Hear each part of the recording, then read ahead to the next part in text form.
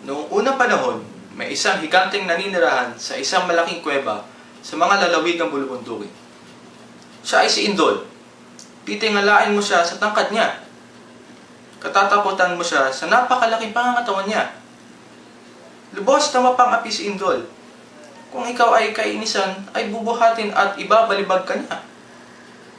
Maswerte ka kung sa putikan ka babagsak. Kung sa batong nakausli ay magkakabali-bali ang iyong kaawa-awang katawan. Nakikisama lang ang mga tao kay Indol. Sa takot nila mapaaga ang kamatayan, ay pumapayag na silang paailipin sa buhong na dambulahala. Araw-araw ay dinadalhan si Indol ng mga usang napapana, baboy dabong nasisibat, prutas na nasusungkit, at mga gulay na naaani. Kailangan laging maraming handog sa mesang kainan ang mga tao upang hindi mag-alboroto sa galit si Indol. Ako ang pinakamakapangyarihan dito, sigaw niya sa mga nanginginig pang nagsipaghandog. Lahat ng maibigan ko ay kailangan sundin ninyo. Wala akong kinatatakutan. Babaliin ko ang lieg ng sinumang hindi magdala ng handog sa aking hapagkainan. Lahat ng mga sasarap na pagkain ay dapat ninyong ibigay sa akin. Ako ang bathala ninyo dito sa bulubundukin. Kapag sumuway kayo, ay makikita ninyo ang hinahanap ninyo. Gigibain ko ang mga tirahan ninyo at ibabalibag ko kayo mula sa pinakamatarik na bundok dito.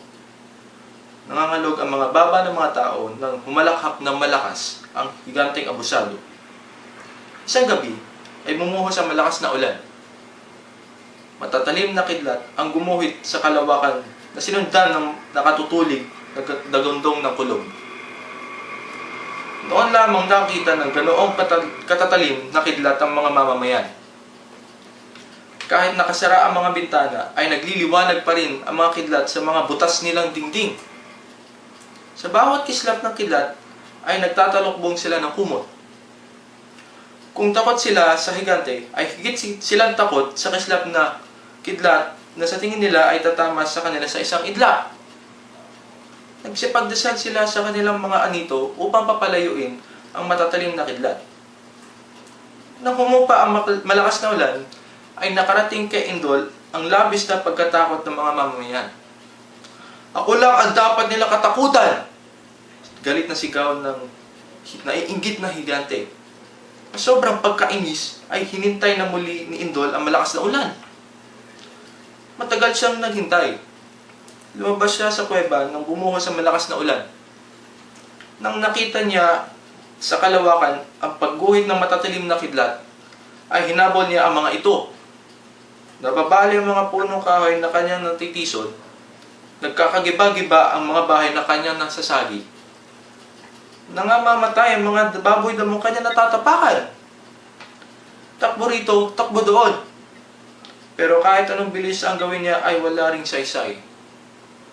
Hindi niya mahuli kahit isa man lang sa mga kidlat na kumikislap sa kaitaasan.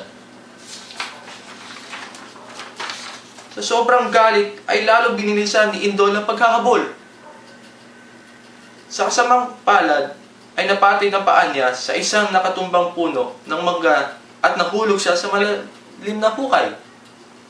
Pinilit ni Indol na makaahon sa hukay, pero lagi siyang dumudulas sa mga batong tinutungtungan. Sa tuwing magpipilit siyang sumikad at lumundag ay yumayanig ang lupa na ikinahihilo ng mga tao sa kanilang bahay. Si Indol yan na nahulog sa hukay. Nadadamba siguro kaya para tayong itinuduyan.